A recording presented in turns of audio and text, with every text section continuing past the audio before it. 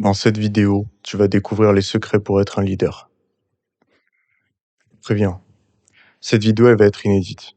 Pourquoi je te dis qu'elle va être inédite? Tout simplement parce que c'est des choses qui n'ont jamais été abordées avant dans le monde du développement personnel.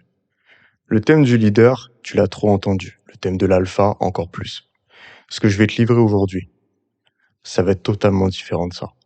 Reste jusqu'à la fin parce que cette vidéo va être pleine de valeur. Et tu sais que quand je dis ça, c'est pas pour rien.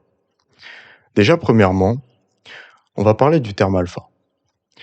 Le terme alpha, il symbolise le chef de meute. Donc il est lié au loup. Et pour ça, je vais te raconter une petite histoire sur les loups qui va te surprendre. Déjà, il faut savoir une chose. Les loups, ils ont été observés principalement en captivité. Les loups ont été observés dans des cages, dans des zoos.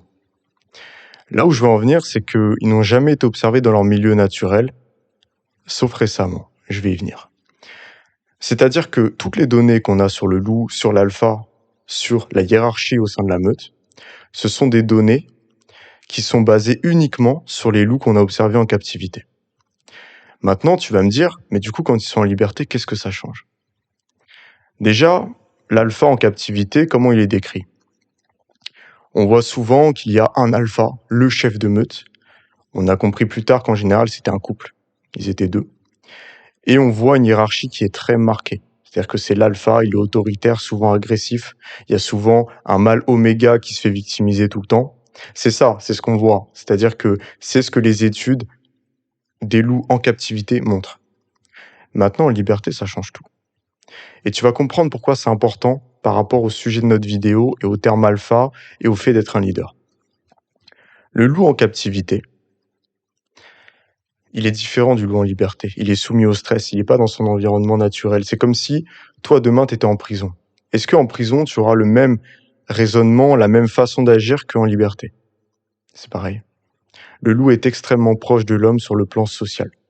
Extrêmement proche. En liberté, on a vu que c'était totalement différent.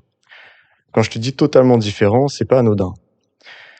C'est que, crois-moi, les loups qui ont été observés, les alphas qui ont été observés, étaient radicalement différents. Déjà, ils avaient une attitude beaucoup plus bienveillante.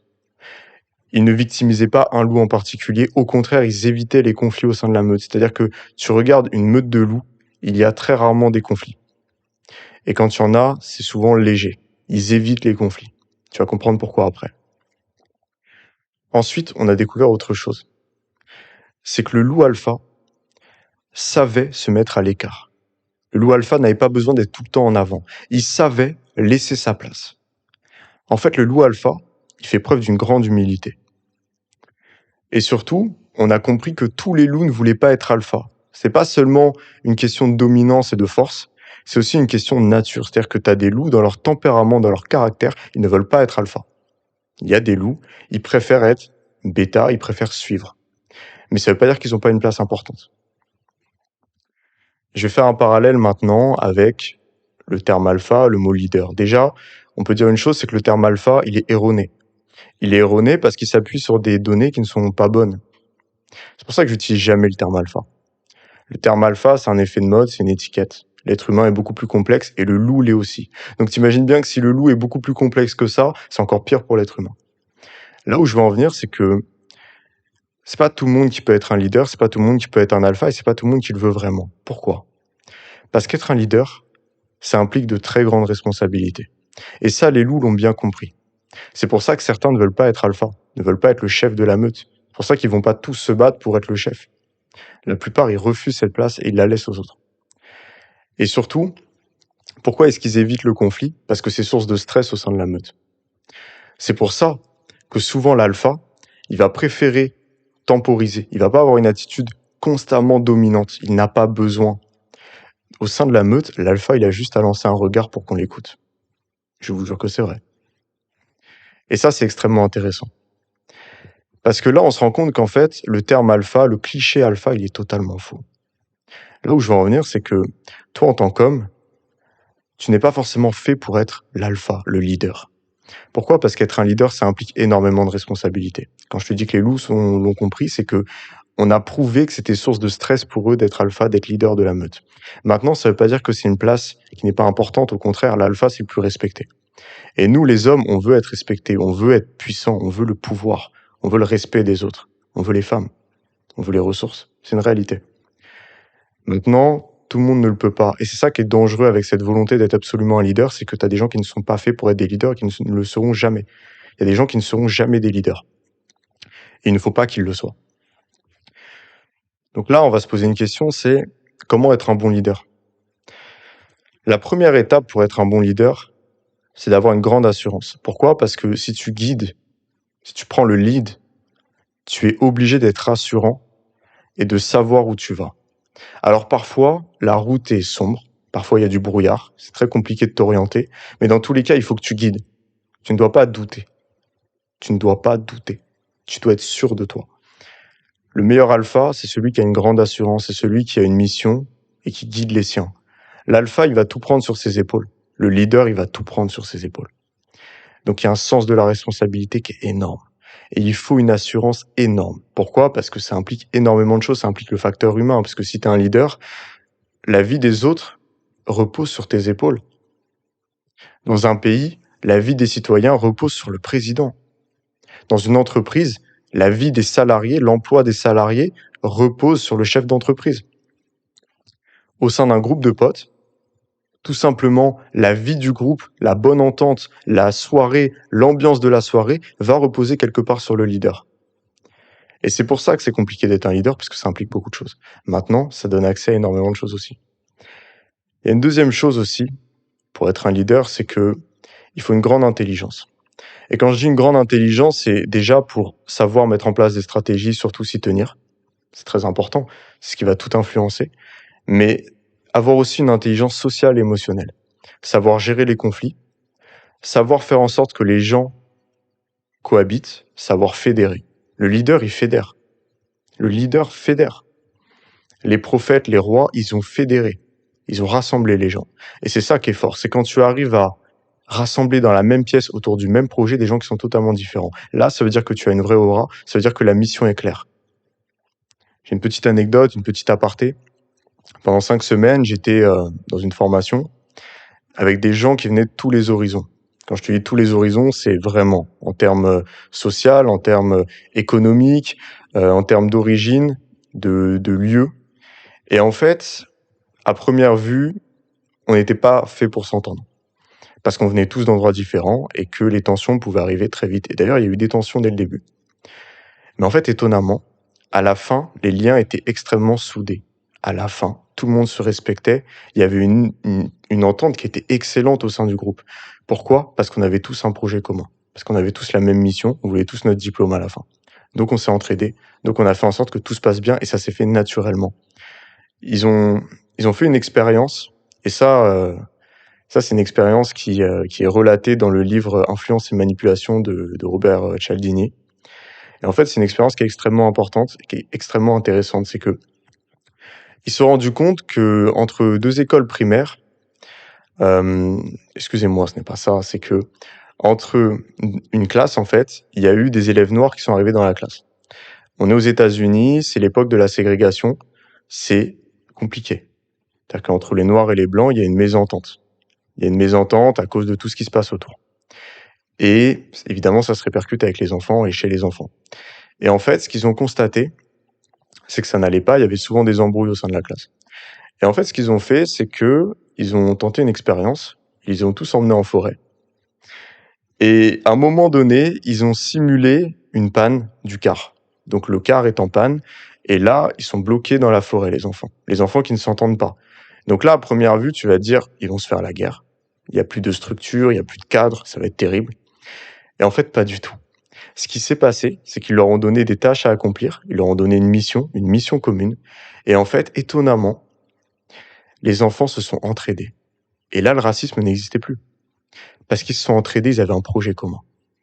Et le leader, c'est celui qui arrive à créer le projet commun. C'est celui qui a l'intelligence pour créer ce projet-là et surtout qui a l'empathie nécessaire à la gestion de ce projet, à la gestion du facteur humain. Pourquoi? Parce que quand tu as de l'empathie, tu arrives à ressentir, tu arrives à prévoir, tu arrives à comprendre. Comprendre les gens, c'est savoir leur proposer des solutions, tu vois? Si tu m'écoutes, c'est parce que j'ai une grande empathie et que je sais comment te parler, je sais comment t'aider. C'est une réalité, tu vois? Et pour revenir à tout ça, il y a aussi un troisième facteur qui est extrêmement important, c'est l'humilité. Et là, tu vas me dire: «Mais comment ça? Comment ça se fait que ce soit dans le top 3?» En fait, l'humilité, si tu veux, c'est quelque chose qu'un leader se doit d'avoir. Parce que le problème de l'ego mal placé, de la fierté mal placée, c'est qu'elle pousse à l'erreur. Un bon leader, c'est un leader qui sait se mettre en retrait. C'est un leader qui sait écouter les autres, qui sait même écouter les gens qui, d'un point de vue hiérarchique, sont en dessous de lui, mais qui sait leur donner leur place et qui sait même se mettre en retrait et les laisser prendre la place, prendre le lead à certains moments. Pourquoi? Parce que être un bon leader, c'est pas tout le temps être en avant, c'est pas tout le temps marcher devant les autres. Être un bon leader, c'est veiller à l'harmonie du groupe et veiller à la mission commune. Tout simplement, si jamais la mission commune n'est pas assez forte et si jamais tu doutes, si jamais tu sais que tu vas faire une connerie, mais c'est mieux de faire intervenir quelqu'un d'autre plutôt que de précipiter les gens dans le gouffre. Et ça, c'est très important. Et c'est pour ça que le leader se doit d'être humble. Il se doit d'avoir une capacité de remise en question qui est limite hors norme. Beaucoup plus que la plupart des gens. Parce que quelqu'un qui se contente de suivre, on lui pardonnera ses erreurs. Un leader, on lui pardonnera pas ses erreurs parce que ça va impacter sur tout le monde. Le leader se doit absolument d'avoir une humilité, d'avoir un recul. C'est ce qui va influencer la bonne entente, l'harmonie du groupe et surtout le bon déroulement de la mission. C'est pour ça que l'humilité est importante. La plupart des gens qui veulent être des leaders, en général, ils ont surtout un ego mal placé. Les gens veulent être des leaders surtout pourquoi? Parce qu'ils veulent être au-dessus des autres, ils veulent écraser les autres, c'est uniquement ça. Parfois, il faut écraser les autres, c'est une réalité. Parfois, tu as des ennemis, parfois, il faut faire le nécessaire. Pourquoi? Parce que ces ennemis, tu sais qu'ils n'ont pas les mêmes valeurs, tu sais qu'ils vont faire du mal, tu vois. Et si vis pacem parabellum, qui veut la paix prépare la guerre. Si tu veux maintenir une paix, parfois, tu es obligé de faire le nécessaire. Là où je veux en venir, c'est que il y a aussi beaucoup de gens qui veulent être des leaders par simple ego. Parce qu'ils veulent les femmes, parce qu'ils veulent la notoriété, parce qu'ils veulent le pouvoir. C'est normal, tout le monde veut ça. Tous les hommes veulent ça. C'est une réalité. On va pas se mentir. Maintenant, le problème, c'est que quand ces gens-là se retrouvent à la tête d'un groupe, à la tête d'un pays, ça peut très mal se passer. Parce que l'ego, c'est ce qui pousse à la faute. Et surtout, ça donne aussi des leaders qui sont tyranniques, des leaders qui vont abuser de leur pouvoir, des leaders qui vont être mauvais fondamentalement. Et c'est pour ça que le leader, il se doit aussi d'avoir des valeurs fortes, de rester ancré. Et pour ça, il faut de l'humilité. Pour ça, il faut l'humilité de savoir se remettre en question, de savoir prendre du recul, d'analyser ses actes, ses comportements, de se dire, OK, là, j'ai merdé. Et surtout d'entendre quand les autres le disent. C'est extrêmement important. Et aussi, de ne pas se sentir menacé par les autres. Le problème de la plupart des leaders, c'est que quand ils vont voir quelqu'un qui les suit, qui commence à prendre de l'ampleur, qui commence à devenir puissant aussi, ils vont voir une menace. C'est humain. Maintenant, le problème, c'est que le fait de voir une menace, ça va créer des tensions, des conflits qui n'ont pas lieu d'être. Part du principe où quelqu'un qui n'est pas ouvertement ton ennemi, quelqu'un qui n'est pas ton ennemi fondamentalement, peut devenir un allié puissant. Donc si jamais tu as quelqu'un dans ton entourage, que toi tu es un leader, que tu as quelqu'un dans ton entourage qui commence à grimper, qui va peut-être être au-dessus de toi et non pas prendre ta place, attention. Mais en fait, part du principe où c'est une opportunité énorme parce que toi, tu vas sûrement pouvoir lui apporter des choses et lui aussi. Donc si vous collaborez tous les deux, vous pourrez aller encore plus loin. Et ça, c'est incroyable. Moi, tout ce que j'ai bâti aujourd'hui, c'est grâce à ça. C'est parce que j'ai eu l'humilité à de nombreuses reprises de me dire, OK, là, j'ai peut-être merdé et là, il faut que j'écoute les autres. Et c'est parce que j'ai écouté les autres et c'est parce que je me suis pas tout le temps mis en avant, que j'ai eu cette capacité de savoir me mettre en retrait par moment, que justement, j'ai pu déjà non seulement apprendre beaucoup de choses, mais surtout créer des liens solides, des relations solides, des partenariats solides, collaborer, pratiquer l'entraide tout simplement. Là où je veux en venir, c'est que être un leader, effectivement, ce n'est pas pour tout le monde. Si jamais tu veux être un leader, il faut que tu comprennes qu'il y a des grosses responsabilités qui vont avec, il faut que tu comprennes que tu vas devoir faire des sacrifices, tu vas devoir prendre les flèches pour ton groupe, donc il faudra que tu aies le dos solide. Mais c'est une belle chose. C'est une belle chose parce que le leader, c'est celui qui a le respect. Et pour avoir le respect, justement, il faut être un bon leader. Donc il faut appliquer les 3 points que je t'ai cités juste avant. Si jamais tu veux d'autres conseils, plus de conseils, pour devenir un homme accompli. Alors suis-moi sur tous mes réseaux et reste à l'affût parce qu'il y a des choses incroyables qui arrivent. Je ne dis pas ça à la légère. Je travaille sur des gros projets en ce moment. Donc abonne-toi sur mes réseaux, YouTube, Insta, TikTok. N'hésite pas à commenter. Donne-moi ton avis en commentaire. Je serais très heureux de savoir ce que tu en penses. En tout cas, je te souhaite de passer une excellente soirée, une excellente journée, une excellente semaine. Salut mon loup.